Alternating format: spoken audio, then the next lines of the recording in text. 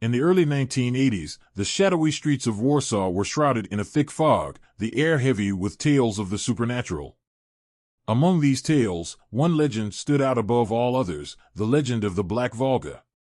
For decades, stories had circulated about a sinister black Volga sedan that prowled the streets at night, its occupants kidnapping unsuspecting victims who were never seen again. Most dismissed it as an urban legend, a ghost story to scare children. But for some, the Black Volga was all too real. Yanik Kowalski was a journalist working for a small, local newspaper. His career had stagnated, and he was desperate for a story that would put his name on the map. When he stumbled across the old legends of the Black Volga, his curiosity was piqued. It was the kind of sensational story that could revive his career. Despite warnings from his colleagues and friends, Yanik decided to investigate the legend. He spent weeks researching, interviewing elderly residents who claimed to have seen the Black Volga, combing through archives, and piecing together the chilling tales. Each story was eerily similar, a sleek, black Volga appearing out of nowhere, abducting people off the streets, and then vanishing without a trace. The more he delved into the legend, the more he began to notice a pattern. The disappearances seemed to occur in cycles, every 20 years or so. And according to his calculations, the next cycle was due to begin soon. One cold, misty evening, Yanik found himself in the heart of Warsaw's oldest district, where the streets were narrow and the buildings ancient.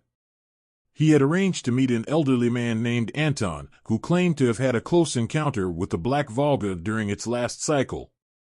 Anton had been a young boy at the time and had witnessed his best friend being taken by the mysterious car.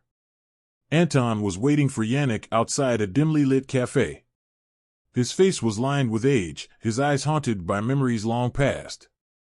Over steaming cups of tea, Anton recounted his story in a hushed voice, glancing nervously over his shoulder every so often. "It was a night much like this," Anton began. "My friend Pyotr and I were playing in the street, not far from here. Suddenly, we heard the sound of a car engine, but not like any we had heard before. It was a deep, growling sound. We turned and saw it, a black Volga, gleaming under the streetlights. It stopped right in front of us, and the rear door swung open. Before we could react, Pyotr was grabbed by a shadowy figure and pulled into the car. I screamed and ran, but no one believed me. They said it was just my imagination. But I know what I saw." Yanik listened intently, his excitement growing with each word. This was exactly the kind of first-hand account he needed for his story. As Anton finished, Yanik asked the question that had been on his mind since he started his investigation. "Why do you think it happens every 20 years? Anton shook his head, his expression somber. "I don't know. Some say it's a curse. Others think it's something more sinister, something otherworldly. All I know is that it's real. And if the pattern holds true, it will happen again soon." That night, as Yanik walked back to his apartment, the fog seemed thicker, the streets quieter. He couldn't shake the feeling that he was being watched. He told himself it was just his imagination, the result of immersing himself too deeply in the legend. But the unease lingered, gnawing at the edges of his mind. In the days that followed, Yanik threw himself into his work, writing and rewriting his article. He was determined to uncover the truth, to prove that the legend of the Black Volga was more than just a myth. He started staying out later, walking the streets of Warsaw at night, hoping to catch a glimpse of the elusive car. Each night, he returned home disappointed, but his determination never wavered. One night, as Yanik was walking along a deserted street, he heard it, the deep, growling sound of an engine. His heart raced as he turned and saw the unmistakable shape of a black Volga emerging from the fog. The car glided silently toward him, its headlights cutting through the darkness. Panic surged through him, but his curiosity overrode his fear. He stood his ground, watching as the car came to a stop a few feet away. The rear door swung open, and a voice from within called out to him. "Yanik Kowalski.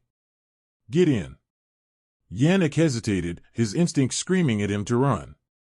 But this was the moment he had been waiting for, the proof he needed. With a deep breath, he stepped forward and climbed into the car. The interior of the Volga was shrouded in darkness, the only light coming from the dim glow of the dashboard. Yannick could barely make out the figure sitting in the driver's seat, a man dressed in black, his face hidden in shadow. "Who are you?" Yannick demanded, his voice trembling. The man turned slightly, revealing a pair of piercing, ice-cold eyes. "That is not important," he replied. "What matters is why you are here. You seek the truth about the Black Volga, do you not?" Yannick nodded, his heart pounding in his chest. "Then you shall have it," the man said. "But know this, once you learn the truth, there is no turning back."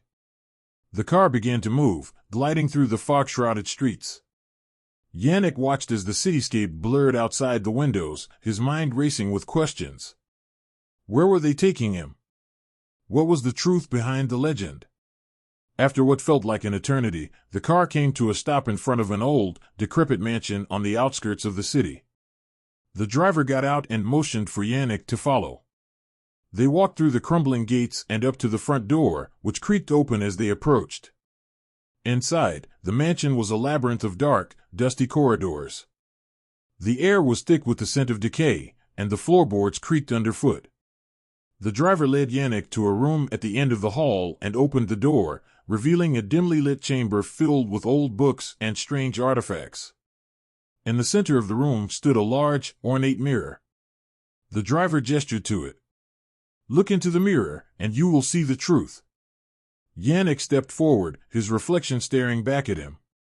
As he gazed into the mirror, the surface began to ripple, and a series of images flashed before his eyes.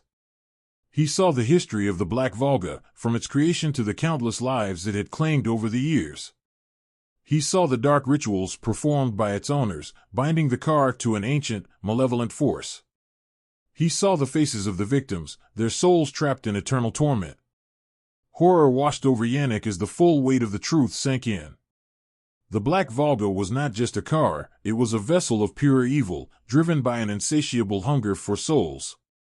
And now, it had claimed him. The driver's voice cut through the darkness. "You sought the truth, and now you have it. But the price must be paid." Yannick tried to back away, but invisible hands held him in place. The mirror's surface rippled once more, and a dark, shadowy figure emerged, reaching out toward him. Panic seized him as he realized there was no escape. The figure enveloped him in its icy grip, and Yannick felt his soul being torn from his body. Pain and terror consumed him as he was pulled into the mirror, his screams echoing through the chamber. The last thing he saw was the driver's cold, emotionless eyes watching him from the darkness. The next morning, the Black Volga was found abandoned on the outskirts of Warsaw. There was no sign of Yannick Kowalski, and his disappearance was added to the growing list of unsolved mysteries surrounding the cursed car. The legend of the Black Volga lived on, a dark reminder of the price of seeking forbidden knowledge.